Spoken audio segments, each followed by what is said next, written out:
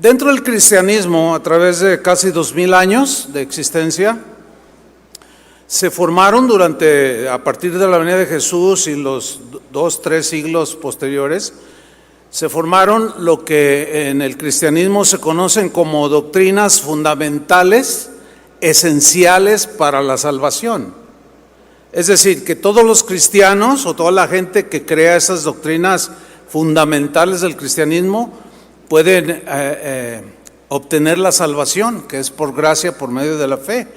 Y algunas de esas doctrinas fundamentales, que todo aquel que se llama cristiano las cree, son doctrinas que creemos todos los cristianos de todas las denominaciones cristianas. Creemos, por ejemplo, que Jesucristo es el Hijo de Dios, que es el Verbo encarnado, que Jesús es Dios. Creemos en su nacimiento virginal, que nació por obra del Espíritu Santo en el vientre de María, que Jesús vivió una vida sin pecado, de tal manera que cuando Él muere en la cruz y derrama su sangre, es poderosa para limpiar nuestros pecados. Otra de las doctrinas fundamentales es la resurrección de Jesús, y que nosotros resucitaremos junto con los que han creído en toda la historia del cristianismo. Si no creemos la resurrección, vana es nuestra fe, seguimos en nuestros pecados. Es una doctrina fundamental. También la segunda venida de Jesús. Todos los cristianos de todas las denominaciones cristianas creemos esto, en la Trinidad de Dios, en el juicio final, en la salvación por gracia, que es un regalo independientemente de las obras, es un regalo de Dios, es gratuito, que se obtiene por medio de la fe. Y todos los cristianos creemos esto. Es fundamental creer estas doctrinas para la obtención de la salvación. Si alguien las niega, no puede llamarse cristiano, porque el cristianismo así es desde que se inició hasta la fecha. Y en estas doctrinas fundamentales no hay tolerancia de que, bueno, a lo mejor no es hijo de Dios, bueno, a lo mejor no nació de una virgen, bueno, no. Son innegociables, son sí o sí, o sea, son dogmas. Dogmas son cosas establecidas desde antaño. Entonces, estas son doctrinas fundamentales que afectan para bien la salvación al que las cree. Pero también existen lo que también se ha llamado doctrinas no esenciales para la salvación, es decir, cosas que vienen en la Biblia pero que no afectan la salvación o la obtención o la salvación cuando ya la tiene la persona. Por ejemplo, hay algunas enseñanzas respecto a la vestimenta de la mujer cristiana, del hombre cristiano, pero algunos creen, por ejemplo, que la mujer no debe usar pantalón. El problema está cuando los que creen que la mujer no puede usar un pantalón, digo decoroso, ¿no? Digan, no, se van a ir al infierno. Pues no es por obras. Entonces, creer ese tipo o tener diferencias en esas doctrinas, pues no son doctrinas esenciales, entonces no afectan a la salvación. Igual hay denominaciones cristianas que creen que la mujer debe ponerse un velo, otros dicen que es la autoridad del varón, etcétera, etcétera. O sea, lo entienden de diferente manera. El hablar en lenguas, como hace un rato que hubo una palabra profética en lenguas y luego vino una interpretación, nosotros creemos en eso. Pero hay quienes no creen en eso.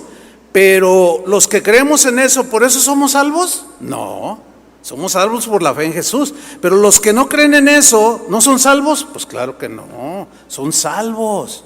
No sé si me estoy explicando. Bueno, voy a abundar un poco más. Nosotros creemos en milagros. Hay cristianos que no creen en milagros, así como lo oye, ¿no?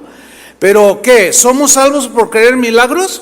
No somos salvos por creer. ¿Y los otros que no creen, que no se pueden salvar? Pues claro que no. Se pueden salvar independientemente de los milagros. Esas son doctrinas secundarias.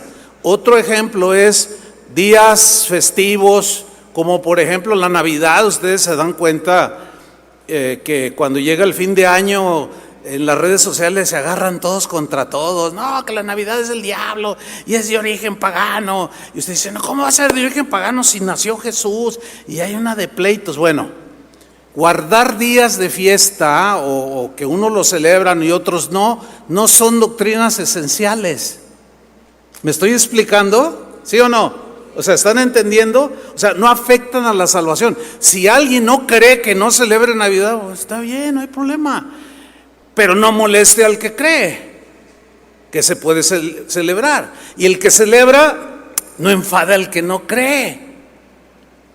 La comida igual. De hecho, Pablo en Romanos capítulo 14, versículo 1, habló de este problema de las doctrinas no esenciales. Lean con mucha atención, Romanos capítulo 14, versículo 1. Había ese tipo de pleitos en las vidas de los primeros cristianos, en las iglesias de los primeros cristianos. Y Pablo escribe a los cristianos en Roma que tenían estas situaciones como hoy. Leamos, Romanos 14:1. Voy a leer en la versión en lenguaje actual. Dice Pablo: reciban bien a los cristianos débiles. ¿Qué es un cristiano débil? Un cristiano débil es aquel que todavía no está convencido de la esencia del cristianismo y sus convicciones no son sólidas, o sea, titubea acá, piensa, le atribuye, por ejemplo, a la vestimenta, le atribuye santidad, cuando pues hasta hay un dicho que dice que el hábito no hace al monje, ¿verdad? ¿A poco porque una señora se pone falda larga ya es muy santa? Pues no es cierto eso, ¿verdad que no? La falda larga no garantiza nada, como tampoco nadie puede decir que una mujer que se pone pantalón es hija del diablo. Pues, ¿cómo? Entonces son extremos. Se conoce como legalismo. El legalismo es atribuirle a cosas externas poderes de salvación o de santificación, y pues eso no es la santificación. Sigo leyendo, reciban bien a los cristianos débiles, es decir, a los que todavía no entienden bien qué es lo que Dios ordena, o sea, lo que es sustancioso y fundamental como hijos de Dios para su salvación y su vida cristiana. Esos son los débiles, los que todavía no entienden bien qué es el meollo del cristianismo, lo esencial, lo fundamental, lo que Dios ordena. Dice, si en algo no están de acuerdo con ellos, les da una instrucción, dice, no discutan, porque son situaciones o condiciones o doctrinas o creencias que no son fundamentales. Unos van a opinar una cosa, otros van a opinar otra cosa. No discutan con ellos. Por eso es que en el chat de casa de oración la gente pues puede opinar y decir lo que ellos piensan, ¿no? Y a veces ponen comentarios como, ¿cómo es posible? ¿Cómo es posible tener tantos instrumentos? Ay, subieron con pantalón y el pantalón es de Satanás. Nosotros no vamos a discutir eso, porque si para ellos eso es algo fundamental, no es fundamental para nosotros, y nosotros tenemos que respetarlos a ellos, ¿sí o no? Pero también ellos necesitan respetarnos. Entonces, seguimos la instrucción apostólica. Si en algo no están de acuerdo con ellos, no discutan. No discutan. No, que la Navidad, no discuta. Dice, no, está bien, no la celebres. No, está bien, celébrala. Está bien, no hay problema. Versículo 2, sigue Pablo. Por ejemplo, dice, hay quienes se sienten fuertes y creen que está bien comer de todo. ¿Cuántos le entran a todo? Pues de esos son los que Pablo está hablando. Entonces, pero no todos comen de todo, fíjate, Dice, mientras que los débiles, fíjate qué interesante, mientras que los débiles solo comen verduras. ¿Por qué? Porque hay gente que le atribuye a la comida poder santificador, poder de salvación, como por ejemplo, en Cuaresma, hay quienes creen que si comen una hamburguesa durante la Cuaresma, un viernes por ejemplo, pecan. Bueno, nosotros estamos convencidos que la comida no tiene ese poder de que un viernes al comerlo pecamos. Pues, o sea, no existe eso en la Biblia, pero hay quienes sí lo creen. Y dice Pablo, bueno, hay algunos que son más fuertes, saben que pues pueden comer de todo, incluso lo sacrificado a los ídolos, porque conocen que un ídolo no es nada, pero otros son débiles. Y si te ven comer comida sacrificada a los ídolos, se escandalizan. Ay, ¿cómo estás comiendo pan de muerto? Es el diablo. Ahora fíjate el versículo 3. Pero los que comen de todo, otra vez, ¿cuántos comen de todo? A ver, levántala. Uy, casi todos. Hay un montón de comilones. Pero los que comen de todo, bueno, yo soy de esos, ¿no? Yo como de todo. Pero los que comen de todo, escuchen, no deben despreciar a los otros. O sea, los que no comen de todo. No, tienen que respetarlos. Pero luego Pablo se las revira. De igual manera, los que solo comen verduras no deben criticarnos a los que comemos todo. ¿Se fijan cómo Pablo está enseñando este principio? ¿Por qué? Porque no son doctrinas esenciales. No tienen que ver nada con la salvación. Dice, pues Dios los ha aceptado a ambos por igual, al débil y al fuerte, al blanco y al negro, al pobre y al rico, al delgado y al no tanto, al que come verduras como al que come de todo, a la que quizás se pone un pantalón para hacer el quehacer, pero también usa una falda. O sea, esas cosas no deben llevarnos a la discusión, hermanos. Debemos de ser tolerantes. En las doctrinas fundamentales, allí sí no. Ahí no hay margen. Pero en las no fundamentales sí. Tenemos que ser respetuosos. Fíjense que la alabanza a Dios, el tema de la alabanza y la adoración es uno de los temas más mencionados en las Escrituras. Sin embargo, escúchelo bien, el tema alabar a Dios y adorar a Dios es una doctrina no esencial para la salvación. Es decir, a ver, si yo alabo a Dios, ¿por eso seré salvo? Pues no, porque la salvación no es por hacer algo, ya sería por obras. Ahora, si alguien está así muy tenso y nosotros vemos las apariencias y hasta lo cantamos, y nosotros decimos, ay, mira, ese está así como muy frío, así como, pero es que estamos viendo la apariencia externa, pero solo Dios ve el corazón. Porque puede estar adorando más genuinamente a alguien que a lo mejor no expresa mucho y que está así, que alguien que está por acá, pero anda en un pecado por allá. Entonces, fíjense, no es una doctrina esencial. Y aquí en este tema, pues también hay polémica. También hay polémica entre los cristianos sobre cuál es la manera o las maneras correctas, digo así entre comillas, porque unos piensan otra cosa, otros piensan otra, de cuál es la manera correcta de alabar a Dios. Por ejemplo, hay muchas discusiones entre los cristianos sobre cuál es el ritmo correcto. Pues eso está basado en el gusto, ¿no? Si yo voy al norte, allá me voy a encontrar, y voy a una iglesia, me voy a encontrar con un grupo norteño, ¿verdad?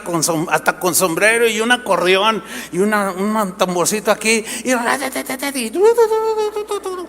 y si no me gusta esa música, a mí no me gusta esa música en lo personal, y ay, esto es del diablo. Pues no, espérame, ¿cómo? ¿Por qué va a ser del diablo? ¿Qué estoy yo viendo el corazón? ¿Sé lo que hay en el corazón de ellos? No. Si voy al sureste con marimba, y están ahí los hermanos y 3, 4 marimbas ahí en la plaza, y están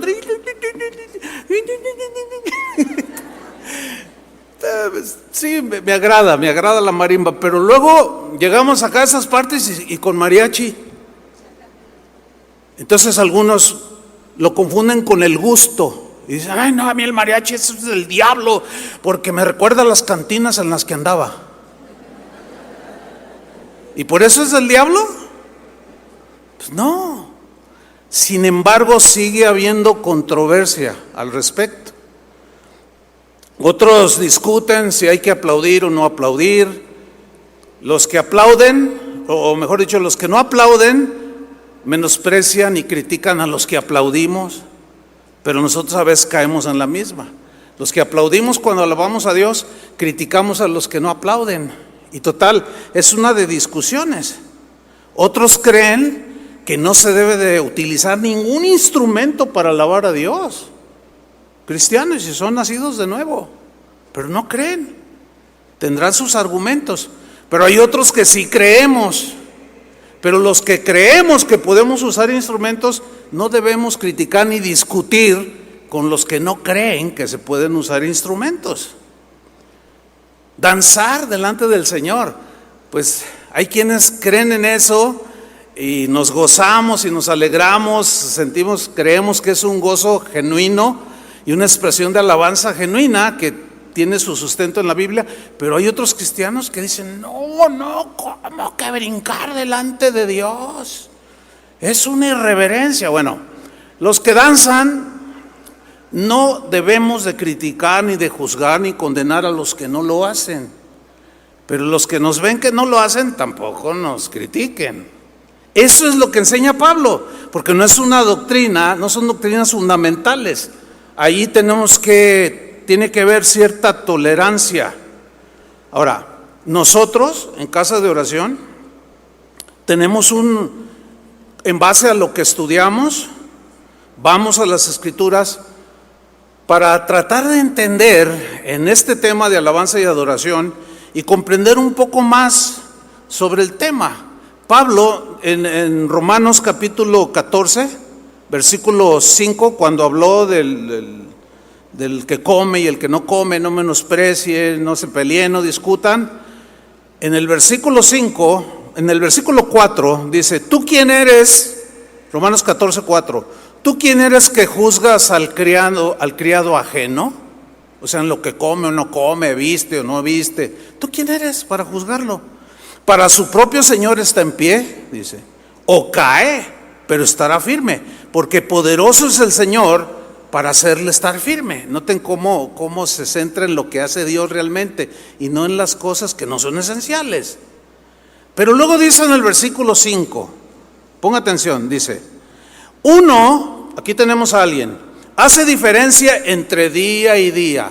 Hoy es lunes, hay que trabajar, hoy es sábado, hay que guardar el sábado, domingo, es el día del Señor, no puedo hacer nada, no voy a hacer nada. Como una señora me llamó en una ocasión por teléfono muy acongojada, es más, estaba llorando, diciéndome que se sentía muy mal porque no iba a poder venir a la reunión del domingo.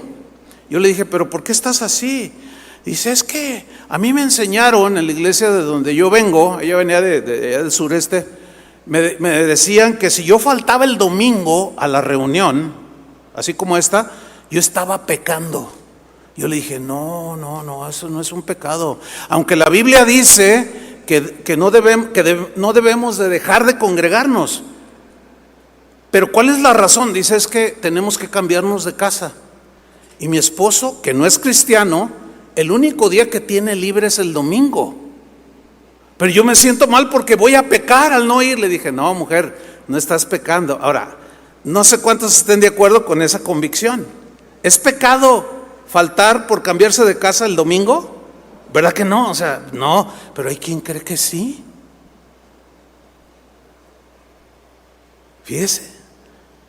Sin embargo, hay que respetar, pero también merecemos respeto. Y Pablo dice, uno hace diferencia entre día y día.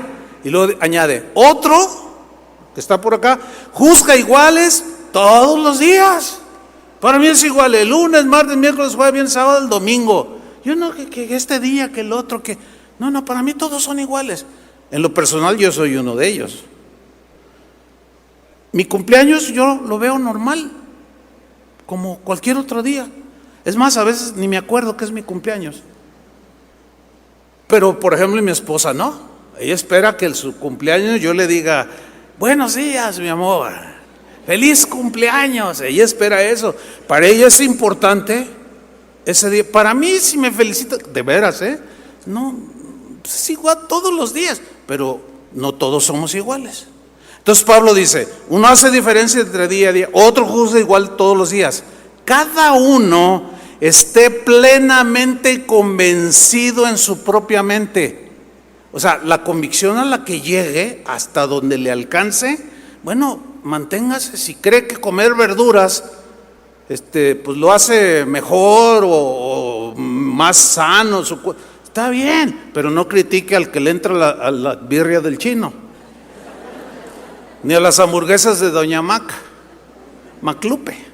Ya se hizo famosísima, oiga, a donde quiera que voy me dicen, oiga, ¿y Doña Maclupe? No, pues ahí está. No, cada quien esté nosotros tenemos una convicción en cuanto a la alabanza y la adoración. Vámonos al tema. Todo lo que respira, alabe al Señor. ¿Cuántos respiran?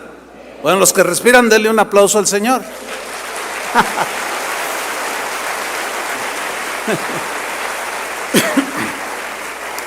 Bueno, si alguien nos está viendo ahí en internet y son de los que dicen, no, ¿cómo se le aplaude a Luis Miguel? ¿Se le aplaude a Dios? No, bueno, respete, no, ¿verdad? ¿O no, hermanos?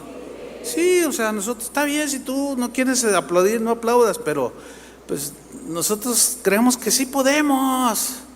Es nuestra convicción, pero vamos ahí, Salmo 150, y vamos a basar nuestra enseñanza de hoy. Salmo 150, versículo 1.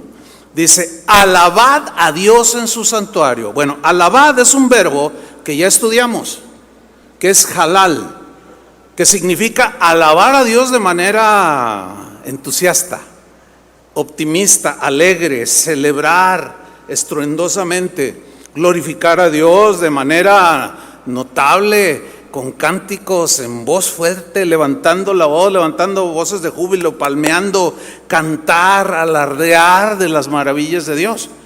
Eso es lo que dice el Salmo. Alaben a Dios de esa manera, pero luego dice, alabad a Dios en su santuario. Fíjate, este verbo, alabad, de esa manera, tiene dos aplicaciones. Una, se usaba para alabar y alardear de los logros, de los atributos de una persona. Por ejemplo, cuando alguien logra un premio Nobel, todos se ponen de pie. ¿Se ha fijado en eso? Y le aplauden por sus logros. Y a veces son aplausos estruendosos. Pero cuando este verbo halal se usa en relación con Dios, pues es alabarle en grado sumo por todo y sobre todos.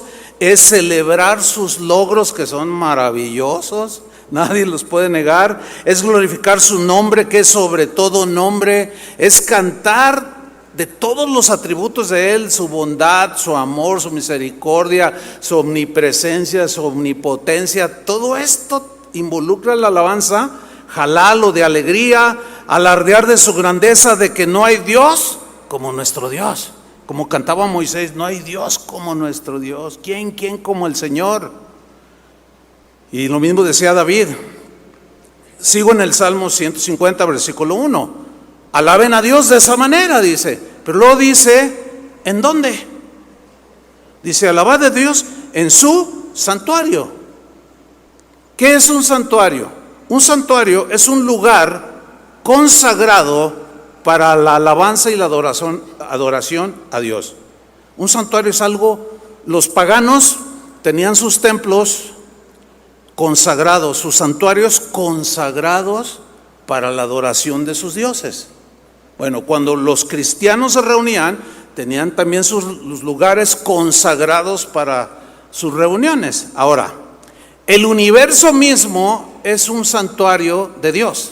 ¿Por qué? Porque Él está en todas partes. Dice el mismo Salmo 150, versículo 1, en la segunda parte, alabadle en la magnificencia, o sea, en la grandeza de su firmamento. O sea, el firmamento habla de la profundidad del universo. Es decir, donde quiera que tú puedas ir, si agarras un cohete y te vas a donde llegues, ahí está Dios.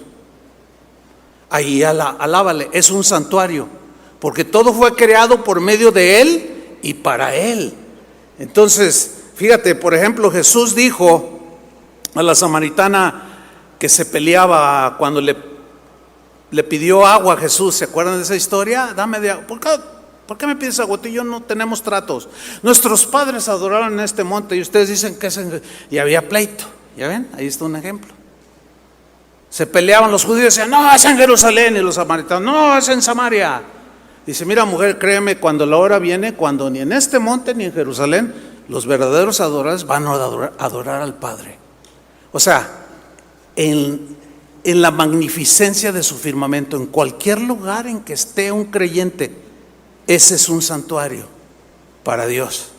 En segundo lugar, tenemos nuestro lugar de reunión, es un santuario.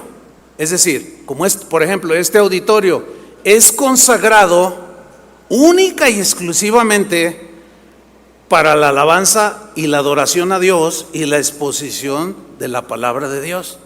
En este púlpito jamás se ha predicado un mensaje político. Jamás ha puesto los pies en este púlpito un político. Y jamás lo pisará. Porque este lugar no es un púlpito o un estrado para lanzar arengas políticas en favor de ningún partido. No, ¿por qué? Porque este lugar está consagrado única y exclusivamente para la alabanza a Dios. Todo lo que está aquí está consagrado.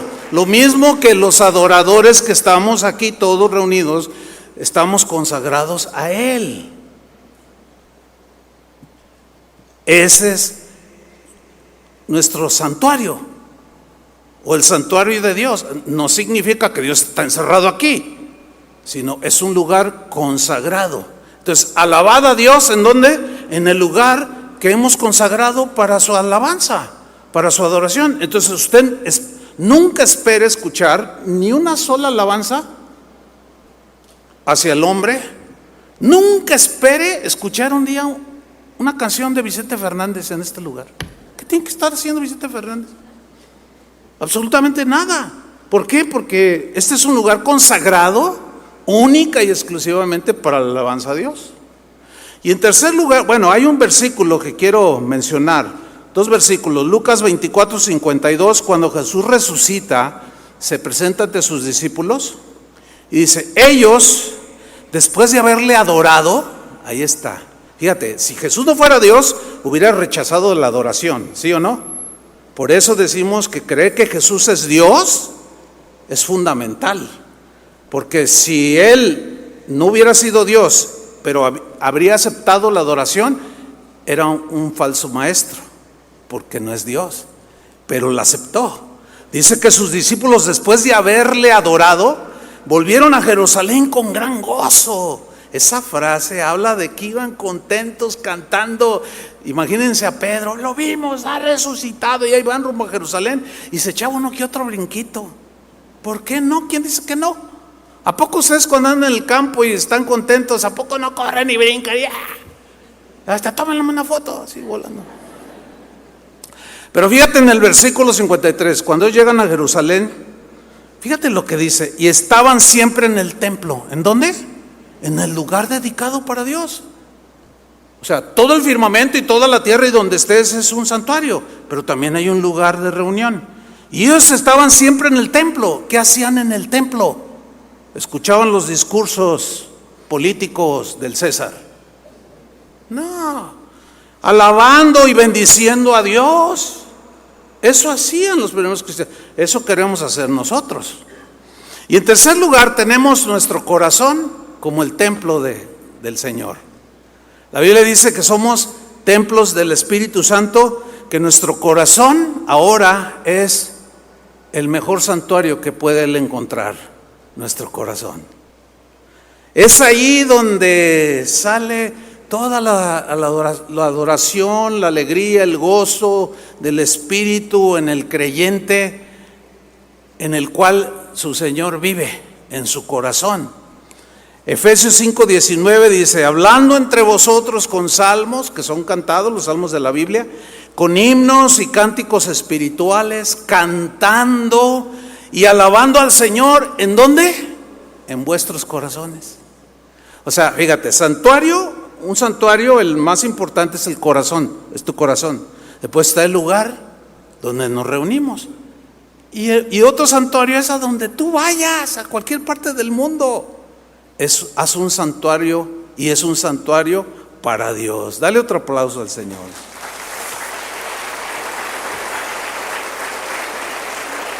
Alabad a Dios en su santuario. En segundo lugar, se nos dice el por qué debemos de alabar. Ya nos dijo el salmista en dónde. Ahora nos dice por qué, el por qué debemos de alabarlo. Está en el mismo versículo, en el versículo 2, Salmo 150. Ahí nos dice por qué. Alabadle por sus proezas. Ahora, ¿qué es una proeza refiriendo en respecto a Dios? Es cuando Dios hace un despliegue de poder y hace maravillas. Por ejemplo, si tú observas bien la creación de Dios, el mar, los valles, las montañas, esas noches estrelladas espectaculares. A mí me ha tocado estar en la Patagonia, allá al fin del mundo, allá en la punta de la Argentina, en las noches. Bueno, los que hayan estado por allá se darán cuenta, es increíble, hermanos. El cielo estrellado, es impresionante. Las auroras boreales. O sea, ese es un despliegue mínimo que estoy viendo de las proezas de Dios. Pablo les dice a los romanos que las obras de la creación dan testimonio de un creador. No hace mucho fuimos a donde hay muchas mariposas, se me fue el nombre. ¿Tú nos llevaste? ¿Quién nos llevó? ¿Un qué? ¿Serpentuario? Bueno, hermano, había una variedad impresionante de mariposas, donde las crían y claro, lo tienen encerrado, pero yo grabé unos videos impresionantes. Es más, de hecho, yo estaba ahí con mi teléfono, tomando fotos y videos, y llega una mariposa de este tamaño, y llega, y se me para aquí. Y yo la empiezo a filmar, y encogió sus alas. Y digo, ay, mira qué bonita. Y cuando yo digo eso, las extiende. Y yo digo, la tenía, aquí tengo, el que quiere ese video, aquí lo tengo, se lo puedo compartir. Yo dije, qué mal, la estoy viendo, y luego hasta como que presumía, mira lo que hizo Dios conmigo. No, una mariposa, yo estaba impresionado del diseño. O sea, yo todavía, no sé ustedes, pero todavía salgo así al mar o a la montaña, al campo, no dejo de sorprenderme de las proezas de Dios. Bueno, ese despliegue de poder lo expresó David en el Salmo 145, versículo 1, en la versión Palabra de Dios para Todos. Y por ese despliegue de poder, él dijo lo siguiente: te alabaré, mi Dios, dijo, mi Rey, y bendeciré tu nombre eternamente y para siempre. Cada día te bendeciré. ¿Cada cuándo? Cada día. No había lugar para ninguna canción que no fuera para alabar a Dios. Cada día te bendeciré y alabaré tu nombre eternamente y para siempre. Grande es el Señor. Ahí está él diciendo en la otra versión, grandes son las proezas del Señor. Grande es el Señor y merece ser alabado. Su grandeza sobrepasa todo entendimiento. Tus obras serán festejadas de generación en generación. O sea, las cosas hechas, el despliegue de su poder será festejado de ese poderoso Dios, de generación en generación. Y nosotros somos la generación del siglo XXI. Y nosotros las expresamos como vemos que así tengo yo la convicción que debemos hacerlo. De generación en generación siempre se hablará de tus poderosos hechos. Se hablará de tu gloria maravillosa. Yo siempre hablaré de tus milagros. Siempre se recordará tu asombroso poder. Yo les contaré de tu grandeza. Qué hermoso salmo, ¿a poco no? Pero era cantado. Era cantado. Y ese despliegue de poder se manifestó en un hombre que había nacido cojo, nunca había caminado, creció y solía pedir limosna en un templo que se llamaba La Hermosa, que aparece en el libro de los Hechos. Y le pedía ahí limosna, no podía trabajar, estaba impedido, nunca en su vida había caminado. Y llega Pedro y Juan al templo a la hora de la oración y de la adoración, obviamente, y de la alabanza, obviamente. porque era un lugar consagrado. Van entrando y este cojo de nacimiento les pide dinero. Y miren lo que Pedro le dice en Hechos 3:6. Mas Pedro dijo: no tengo plata ni oro, pero lo que tengo te doy. En el nombre de Jesucristo de Nazaret, levántate y anda. Y tomándole por la mano derecha, le levantó. Y al momento se le afirmaron los pies y los tobillos. Ese es un despliegue de poder del Señor. Entonces el hombre se levantó y fíjate en el versículo 8 lo que dice: y saltando, empezó a saltar. Oiga, a lo mejor alguien muy conservador podría decir: ay, mira el cojo, no es para tanto. Ay, pues ¿qué tiene de raro caminar? Pues claro, no va a entender nunca aquel que nunca había caminado. No es una exageración que en el momento que recibe la fuerza para ponerse en pie, empieza a saltar. Pues nadie lo criticó. Pero sigamos leyendo. Y saltando se puso en pie y anduvo. Pero la idea es, como empezó a saltar y empezó así como... yo vi una película la semana pasada de ese episodio del libro de los Hechos.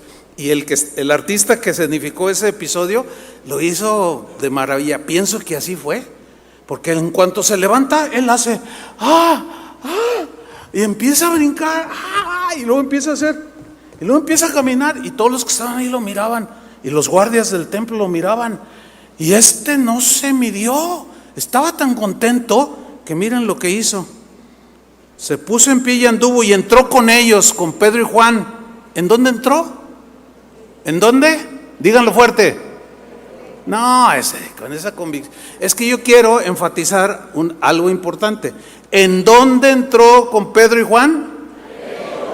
¿Y qué es un templo? Un santuario. ¿Y qué es un santuario? Un lugar dedicado para la alabanza y la adoración a Dios. Ok. ¿Cómo entró este hombre que había sido inválido? Entró con ellos en el templo andando. Bueno, eso no es nada. Todos habían entrado, los que estaban ahí, todos habían entrado andando. Entró andando y saltando. ¿En dónde? Díganlo, ¿en dónde? Más fuerte.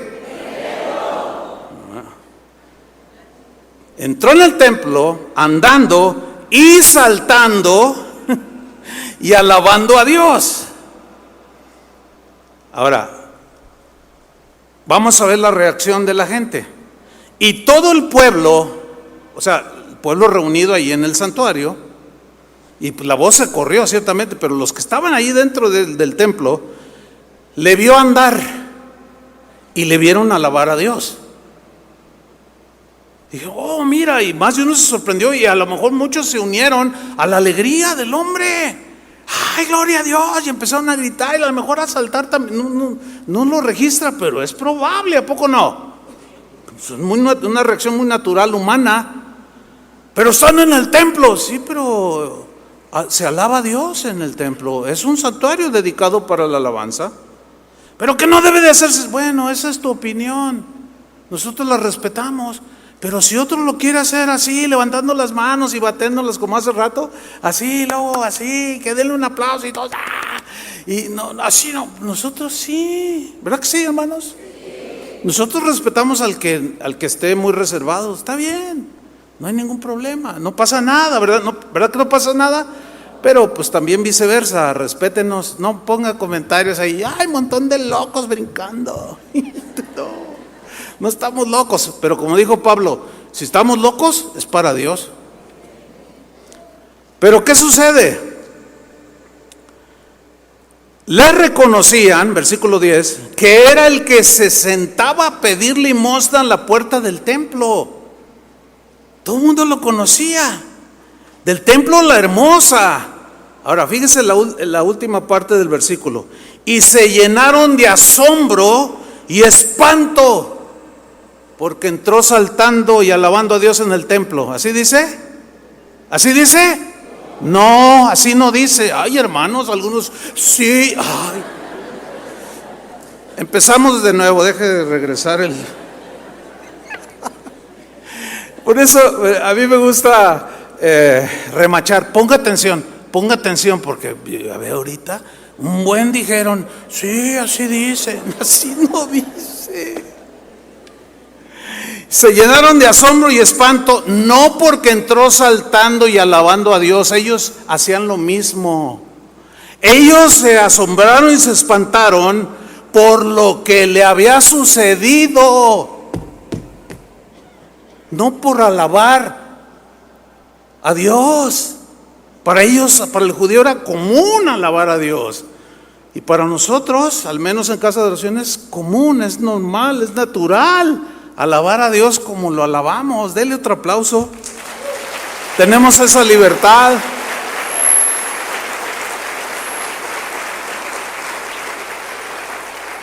En tercer lugar, se nos exhorta a alabar a Dios en proporción a su grandeza. Ya vimos en dónde, por qué, y ahora se nos dice que debemos hacerlo en proporción a su grandeza. La pregunta es, ¿qué tan grande es Dios? Bueno, ¿qué tan grande es tu Dios? Del tamaño de nuestro Dios debe ser nuestra alabanza. Si tenemos un Dios grande, debe ser una alabanza grande. Debe ser una alabanza que suene, que se oiga, que se aplauda, que te goces, que si no puedes brincar porque traes un juanete ahí, pues hazle como un hermano que yo lo vi un día que estaban todos alabando y él estaba así, yo le dije, ¿y ahora tú qué? Y dice, no, pues es que, pues yo no puedo, hermano, porque las riumas no me dejan, pero estoy bien contento. Y luego le hace, no. Le digo, ya está de cabeza, estás alabando. Estaba gozándose. Y de ahí, a veces es que estamos en la alabanza, pues yo estoy contento y todo, y a veces, y me acuerdo de aquel hermano. Bueno, ahora se nos dice en proporción a su grandeza. Tenemos un Dios grande, tenemos que alabar en gran manera, suprema alabanza. Salomón entendió esto, y miren lo que dijo cuando le construyó un templo a Dios. Segunda de Crónicas 2:5.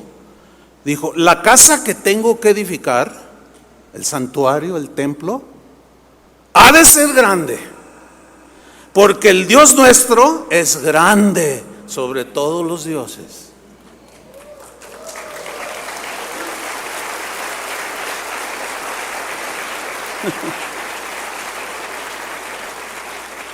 En cuarto lugar, el Salmo nos dice con qué debemos de alabarlo. Nos dice cuándo, cómo, en qué lugar, etcétera. Pero ahora nos dice con qué. Dice el versículo 3, alabadle a son de bocina, que eran el shofar o el cuerno de carnero, que los entendidos y adiestrados lo soplaban y sacaban melodías, y suena bien bonito, como una trompeta, que es un instrumento de viento. O sea que al soplar produce sonidos agradables que se unen con el canto. Entonces dice, agarren trompetas y órale, alabadle con salterio y arpa. El salterio es un derivado del arpa, que son instrumentos de cuerdas. Todo instrumento de cuerda habido y por haber, órale, agárrenlo y alábale. Yo he estado con los indígenas huicholes, ellos usan violines, puros violines, y se oyen, pero hacen sus melodías. Y yo no puedo llegar y, no me gusta. Lo habían de hacer como nosotros, como canta Julio, canten ustedes. Pues no, yo me uno a la alabanza y no les digo, ¿cómo les voy a decir? Canta re feo. ¿Cómo? O sea, no. ¿Me explico? O sea, no menospreciar. ¿Cómo? ¿Por qué? Porque a mí no me gusta. Cálmate. Aquí dice, hazlo. Hay una parte donde dice que los que dirigen lo hagan bien, pero los que están allá no dice nada si están afinados o no. Ustedes alábenle. O como dijimos hace 8 días, déjalos que alaben. ¿Se acuerdan? Hace rato que estábamos allá. Oye, que alguien hizo una armonía mal en el servicio de la mañana. Déjalos que alaben. Porque alguien se desafinó por allí, no entró y se desafinó. Déjalos que alaben. Pues sí, no pasa nada, ¿verdad que no? ¿Con qué más? Con pandero. El pandero es un instrumento de percusión que hace ruido, se golpea y es para hacer ritmo. Pero luego dice, y danza, y ahí involucra el cuerpo. ¿Sí? Y luego dice el versículo 5, alabadle con címbalo resonante, que los címbalos estaban hechos de metal, podían ser de bronce o hasta de oro, y al golpearlos producen un tintinar. Y es un sonido que cabe dentro de las percusiones. Y luego dice, alábenle con címbalos de júbilo, que eran unos címbalos que chocaban así constantemente. Y aquello se hacía. Miren, ¿con qué debemos alabar a Dios? Si es posible, con una orquesta sinfónica. Yo en mi corazón, pero no sé si Dios me dejará verlo, a lo mejor ya no me toca. Pero a mí me gustaría tener toda una orquesta, con todos los instrumentos habidos y por haber. ¿Se imagina? He estado en lugares donde hay orquestas cristianas. Aquello es impresionante. Escuchar tantos sonidos armoniosos para alabanza al Señor. Bueno, el Mesías de Händel, no, o sea, siempre que lo escucho, no puedo ni hablar. Se dice que cuando él estaba componiendo esa obra tan trascendente dentro de la música clásica, que le decía a su esposa, no me interrumpan, por favor, tienes que comer, le decía a su esposa, déjamelo allí junto a la puerta y por favor que nadie me interrumpa. Y cuentan las crónicas que la esposa lo escuchaba llorar.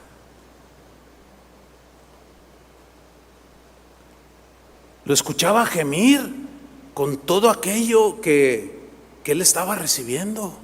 Era algo impresionante. Y eso es algo terrenal. Ahora imagínense los coros celestiales.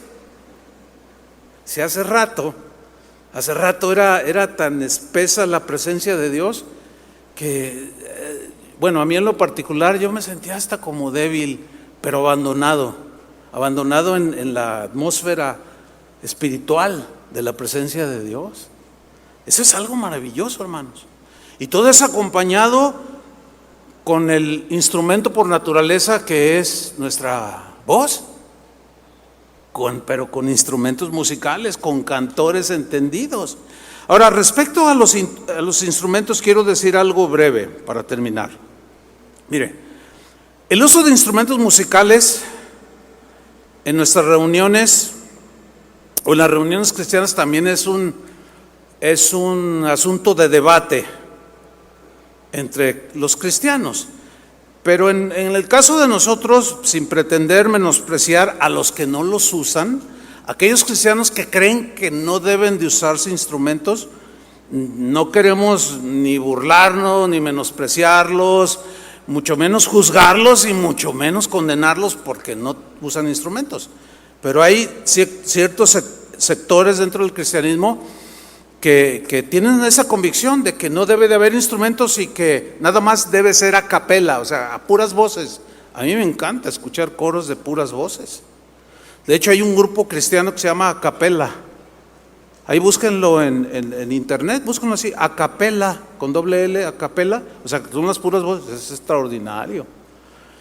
Pero en el Nuevo Testamento, escuchen, quiero decir, nosotros tenemos que respetar las convicciones de los que creen que no debe de haber, pero también pedimos respetuosamente que nos respeten a los que usamos, y así todos estamos en paz y contentos y a gusto. Los dejamos que alaben, pero déjenos que alabemos, porque al no ser un asunto fundamental, pues no pasa nada, ¿sí? La única diferencia puede ser que unos se gozan más que otros, pero aún eso es debatible, ¿sí? Entonces, fíjense cómo se ponen las cosas. Pero miren, en el Nuevo Testamento no hay un mandamiento contundente, escuchen bien, no hay un mandamiento así expreso para afirmar como una orden que debemos usar instrumentos. No existe un versículo en el Nuevo Testamento que diga, tienen que usar arpas, cuerdas, flautas. No dice, tienen que hacerlo como un mandamiento. pero tampoco hay un solo versículo donde prohíba usarlos. No van a encontrarlo en el Nuevo Testamento. Por consiguiente, debemos ser entendidos y cautelosos para no exigir lo que la Biblia no exige. Debemos ser entendidos y cautelosos, prudentes y tolerantes para no prohibir lo que la Biblia no prohíbe. La Biblia no prohíbe usarlos. Tampoco nos ordena usarlos. ¿Qué significa entonces? Que el que quiera usarlos, hágalo. El que no quiera usarlos, pues no los use. Pero no quiero que discutan sobre eso, dice el Señor. No quiero que se peleen por eso. Y los que usan instrumentos no menosprecien a los que no los usan. Y los que no los usan no menosprecien a los que los usan. Y los que danzan no menosprecien a los que no danzan. Y los que danzan no juzguen ni condenen a los que danzan. Respétense, porque a ambos nos ha recibido el Señor. Eso merece un aplauso para Dios.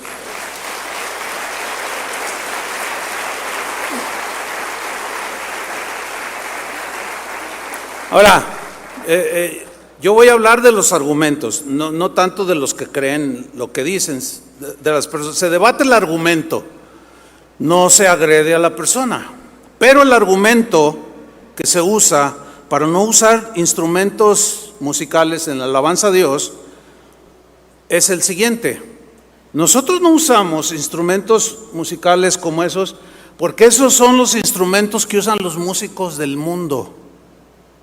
Y no debemos de meter el mundo a la iglesia. De primera, así en la primera que la escuchas, suena bien hasta cierto punto. Pero si seguimos esa misma lógica de que no usamos instrumentos, porque una batería como esa la usan los bateristas hasta satánicos, un piano igual, el mismo modelo, las guitarras igual, las percusiones igual, el saxofón igual, lo pueden usar músicos hasta satánicos. ¿Están entendiendo? Entonces, el argumento es, como esos instrumentos los usan en la música del mundo y degradante que incita a las drogas y tanta cosa, por consiguiente no debemos usar instrumentos en la iglesia. Bueno, si seguimos esa misma lógica, entonces, ¿no debemos usar autos porque los secuestradores los usan para sus fechorías? ¿Cuántos tienen autos? Levanten la mano. Pues no los usen porque pues esos los usan los secuestradores. ¿Verdad que suena raro? O sea, es la misma lógica. No usamos instrumentos porque los del mundo los usan. Entonces no hay que usar autos porque los secuestradores usan autos. No debemos usar cuchillos en la cocina porque los asesinos los usan para matar. ¿Cuántas señoras usan cuchillos en su cocina? Todas. Pues ¿saben qué? De ahora en adelante no los usen porque esos son los que usan los asesinos. ¿Verdad que se oye extraño? O sea, a lo que voy es esto: el argumento no tiene peso, es muy débil, se cae solo si seguimos la misma lógica. No debemos usar sogas para tender la ropa porque los suicidas se cuelgan con una soga. Pues se oye raro, ¿no? No. El asunto no está en el instrumento. El problema no es el cuchillo, el problema no es el auto, el problema no es la batería, el problema no es el piano, el problema no es las percusiones, el problema no es el micrófono, el problema es quién está usando el cuchillo y cómo lo usa. El problema no está en el auto en sí o en el instrumento en sí, ellos son inanimados, sino quién está detrás usando esos instrumentos, ese auto, ese cuchillo, esa soga. Con una soga yo puedo rescatar a alguien y salvarle la vida, pero con esa misma soga lo puedo ahorcar y quitarle la vida. Entonces es quien usa los instrumentos, no el instrumento mismo. ¿Lo entendieron, cristianos? Necesitamos entender que el instrumento en sí no es bueno ni malo, sino quien está detrás usándolo. Entonces, si un músico del mundo o hasta satánico usa un piano como ese, pues ¿el piano qué? Es quien está detrás del piano. Y un músico que toca aquí, por ejemplo, Julio es uno de los que toca el piano, pues es una persona muy distinta a un músico que le canta a Satanás con un instrumento igual. Las notas que salen son bueno, pueden ser do, re, mi, esas son universales, pero las letras y el espíritu que trae y lo que hace esa persona con lo que hace Julio y cualquier cantor de Dios. ¿Están entendiendo? Esto es importante. Ahora, para finalizar, Pablo cierra de manera magistral en Romanos 6:12, o sea, pone un ejemplo magistral, mejor dicho. El que va a cerrar el mensaje soy yo. Dice Romanos 6:12, no reine pues, pongan atención, porque, a ver, ¿están leyendo con atención? ¿Seguros? No me salgan como hace rato. Fíjate lo que dice. No reine pues el pecado en vuestro cuerpo mortal. ¿Por qué les dice eso? Porque había algunos filósofos en ese tiempo que decían, no, el cuerpo hay que darle lo que le gusta. Ahora, rienda suelta, pues sí, es todo lo que, borráchate, métete con cuantas mujeres que el cuerpo es malo en sí mismo. Lo santo es el espíritu, lo bueno es el espíritu, el alma. Y el cuerpo, pues ese es insatisfactorio, no se satisface con.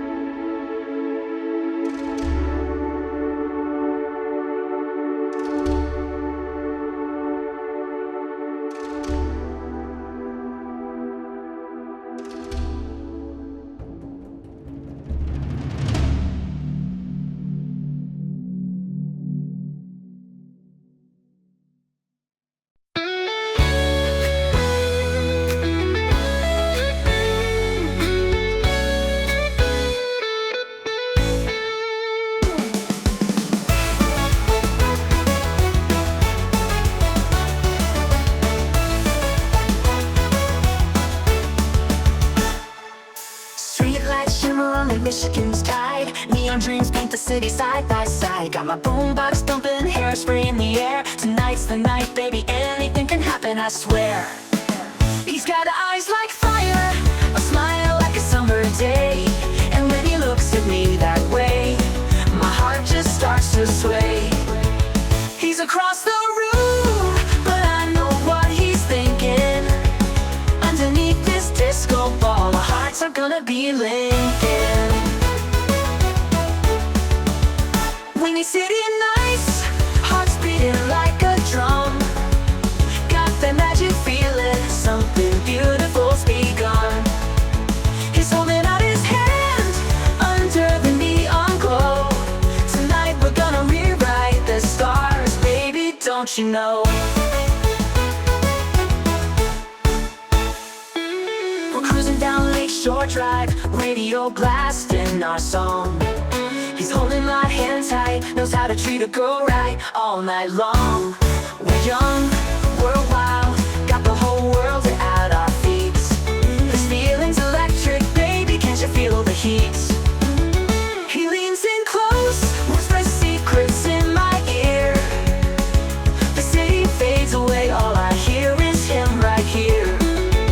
Fireworks in my soul, this moment's meant to be. Underneath the Chicago moon, he's everything to me. He's got eyes like fire, a smile like a summer day. And when he looks at me that way, my heart just starts to sway. He's across the room, but I know what he's thinking. Underneath this disco ball, our hearts are gonna be linking. When he's sitting nice, hearts beating like a drum. Got that magic feeling, something beautiful's begun. He's holding out his hand under the neon glow.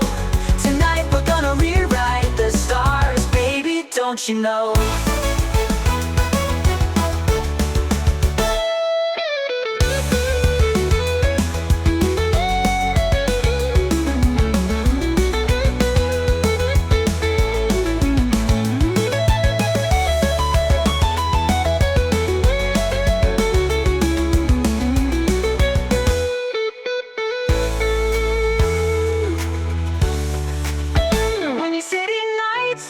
Hearts beating like a drum.